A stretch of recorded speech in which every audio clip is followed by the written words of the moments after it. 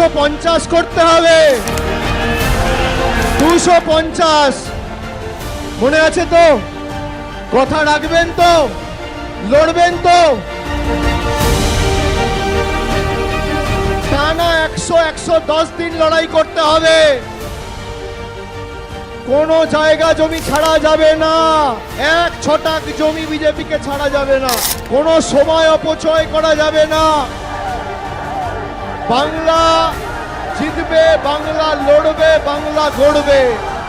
আর সেই লড়াই এবং সেই বাংলাকে জেতানোর কারিগর আপনারা।